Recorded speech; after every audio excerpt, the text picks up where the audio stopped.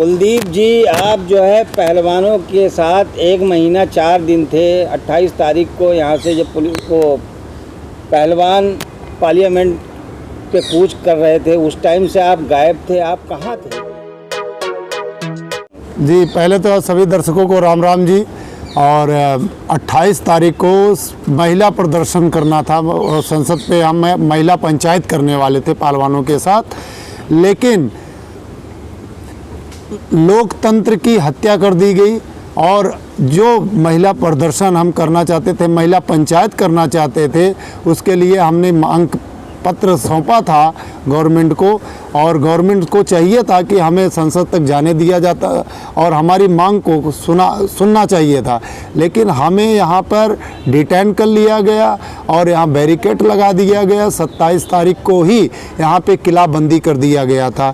यहाँ तक कि यहाँ पे हमें सबको पानी का सुविधा भी बंद कर दिया गया, खाने का भी सुविधा बंद कर दिया गया था।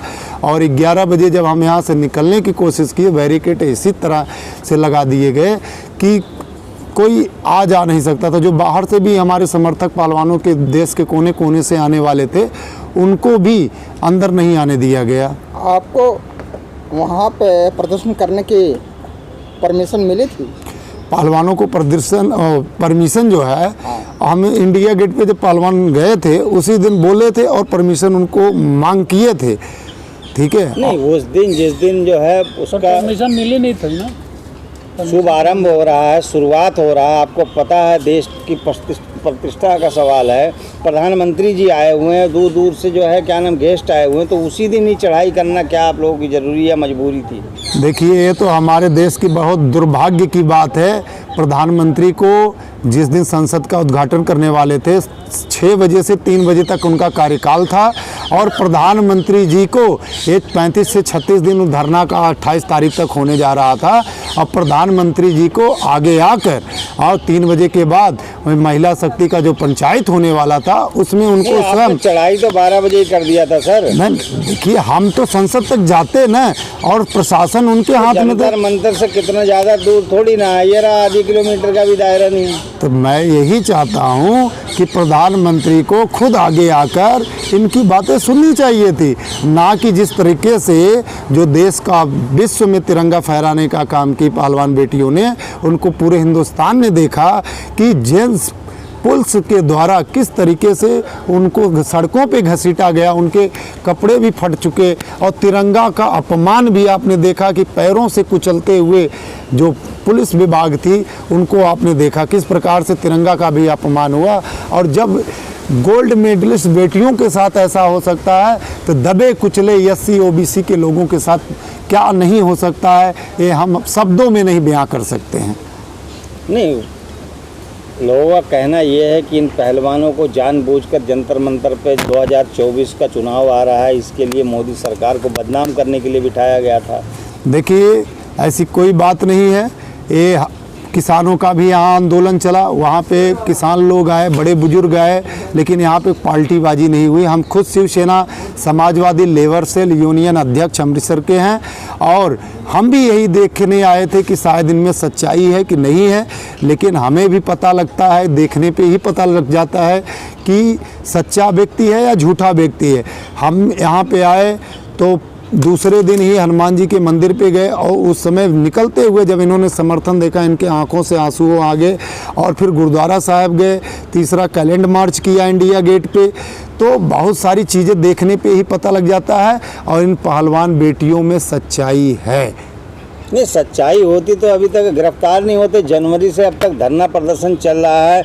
हमें तो ये लग रहा है कि क्या नाम महिला पहलवान जो है क्या नाम एक जो है समुदाय को बदनाम करने के लिए बैठी हुई है। 2024 के चुनाव को तितर बितर कांग्रेस के पक्ष में करने के लिए बैठी हुई है। अभी आपको हम जल्द की ही बातें बता देते हैं कि हमने देखा कि केजरीवाल जी अध्यादेश के खिलाफ बोले, और बोले प्रधानमंत्री हमारे देश के जो है 4 तक पढ़े हुए हैं। और सुप्रीम कोर्ट बोलती है, उसको खारिज करती है अध्यादेश का, लेकिन प्रधानमंत्री उसको लागू करवाना चाहते हैं। तो प्रधानमंत्री क्या हमारे कोर्ट संविधान से ऊपर हो गए हैं? केजरीवाल ने तो डायरेक्ट इनको प्रधानमंत्री को नहीं बोला ना, उन्होंने तो चौथी पास राजा की कहानी सुनाई। नहीं, देखिए कहने की बात है तो पता तो लगता है कहाँ से बात चल रही है। ये तो हिंदुस्तान की जनता भी जानती है। क्या नाम, मैं नाम लेके बता दे रहा हूँ क्योंकि सीधा वार अगर वो कर रहे हैं। और मैंने फिर देखा कि बीजेपी के लोग जो है केजरीवाल का 52 करोड़ का बंगला भी दिखाने का काम कर रहे हैं। तो मैं ये बता देना चाहता हूँ कि जो जनता है आज, चाहे प्रधानमंत्री मोदी हो, चाहे केजरीवाल हो, चाहे मनमोहन सिंह थे, और आज बहुत सारे नेता हैं, अखिलेश यादव जी हैं, और आपको क्या नाम है इनका, राहुल गांधी जी, ठीक है। तो एक दूसरे पे जनता के जो समर्थक हैं एक दूसरे पे तर्क वितर्क करते हैं, विकास की बात नहीं करते हैं। तो प्रधानमंत्री कहीं ना कहीं अब फेल हो रहे हैं। जिस तरीके से उन्होंने पीछे अपनी राजनीति की और लोगों की विश्वास को बनाया रखा, उनका विश्वास अब जनता में कम हो रहा है। मैं स्वयं उनका बहुत बड़ा विश्वासी था, लेकिन मेरा भी विश्वास यहाँ अब जंतर मंतर पे आके टूटा।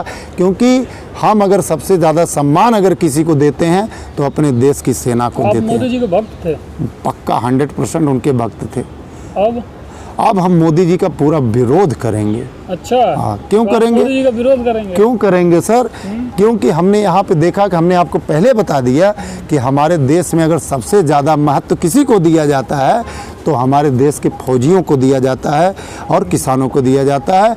और ना तो देश के फौजी सुरक्षित हैं। मोदी जी की उनकी लोकप्रियता में कमी आई है। मोदी जी की लोकप्रियता इतनी बड़ी है कि वो बाहर के देशों में जब जा रहे हैं तो उनके पाँव छुए जा रहे हैं। देखिए, झूठ का ढोल बहुत ज़्यादा फटता है, और लेकिन ज़्यादा देर तक नहीं। एक चिंगारी ही काफ़ी होता है अंधकार को हटाने के लिए।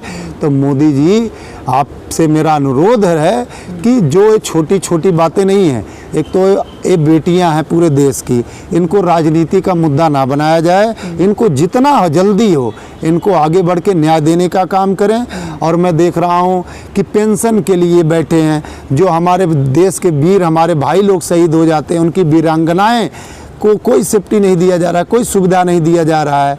ये सब बहुत सारी चीज़ें हैं। मैं कितनी बेरोज़गारी की बात कर लीजिए, तो बेरोज़गारी तो ये जान लीजिए 95% हमारे देश में है। सर, बेरोज़गारी बात कर रहे हैं।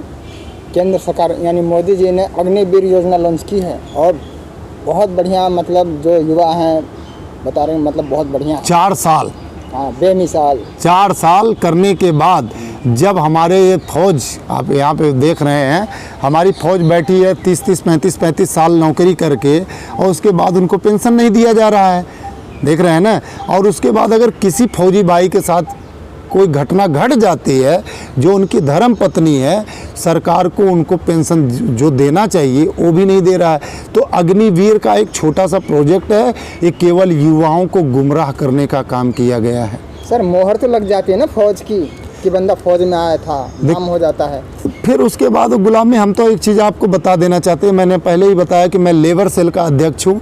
मैं पूरे भारत में भ्रमण करता हूँ, सेलम, कर्नाटका, बेंगलोर, बम्बई, गुजरात, राजस्थान, कलकत्ता, उत्तर प्रदेश, बिहार। सर, ये जो है हमारा जो है वो अलग जा रहा है। क्या नाम, हम पहलवानों पे बात कर रहे हैं, जिसमें ये बताइए क्या नाम, ये जिस पे क्या नाम वो लगा हुआ ब्रिजभूषण पे जो आरोप लगा रही हैं पहलवान, ये बिल्कुल सच है? आपको हम बता देना चाहते हैं कि पहलवानों की आवाज़ में और पहलवानों की मांग में सच्चाई है। और इस सच्चाई अगर होती तो दिल्ली पुलिस जो है, दिल्ली पुलिस अभी उनसे सबूत मांग रही है कि आप दिखाइए, उस टाइम की फ़ोटो दिखाइए, उस टाइम का कुछ ऐसा दिखाइए जिससे हम आपके ऊपर भरोसा करें। तो मतलब कहाँ से इतने दिन हो गए जांच चलते चलते अभी तक एक भी ये क्या ना, अच्छा जिसने पोस्को एक्ट लगाया था लड़की ने, उसने भी मुकदमा वापस ले लिया। देखिए, मैंने आपको पहले बताया कि मैं देख रहा हूँ कि अभी पहलवानों की तरफ से एक पुलिस की जांच चलाई जा रही थी। तो उस जांच के लिए पहलवान हमारे आए थे, पहलवान बेटियां आई थी, बहनें हमारी आई थी।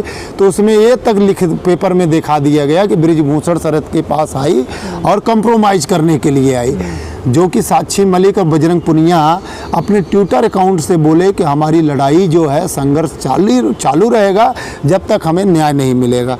और रही बात, आप बोल रहे हैं कि गवर्नमेंट, पुलिस प्रशासन काम नहीं कर रही है, तो मैं इस पे बीजेपी के जो सत्ताधारी हैं उनको बोल दूंगा, क्योंकि इन्होंने लोकतंत्र की हत्या कर दिया है और बृजभूषण शरद सिंह की पावर इतना ज़्यादा हो रहा है कि बृजभूषण पे एक्शन नहीं ले पा रहे हैं। जहाँ के योगी आदित्यनाथ हमारा जीरो टॉलरेंस सरकार ऑन द स्पॉट कोई भी फैसला लेते हैं, देश के प्रधानमंत्री मोदी जी लेते हैं, लेकिन इस बृजभूषण शरद सिंह आज 6 महीना होने जा रहा है, सारी विभाग इनके पास है। नार्को टेस्ट के लिए इन्होंने बोला, बृजभूषण शरद सिंह ने फेसबुक पे अकाउंट पे अपना बोला, और जब हमारे देश की बहन बेटियों ने नार्को टेस्ट के लिए लाइव बोला तो भी प्रशासन पीछे हट गया। तो प्रशासन खुद इनको न्याय नहीं दिलवाना चाहता है और इनकी आवाज़ को दबाना चाहता है। और यहाँ तक कि बजरंग पुनिया को एसएसपी पूर्व अध्यक्ष पुलिस थाना जी हैं, इनकाउंटर एक धारा 125 के तहत बोल रहे थे कि इनकाउंटर कर दिया जाएगा और कचरे की तरह आज तुमको हटा दिया गया, तो एक दिन तुम्हारा इनकाउंटर एएनसी अस्थाना जी।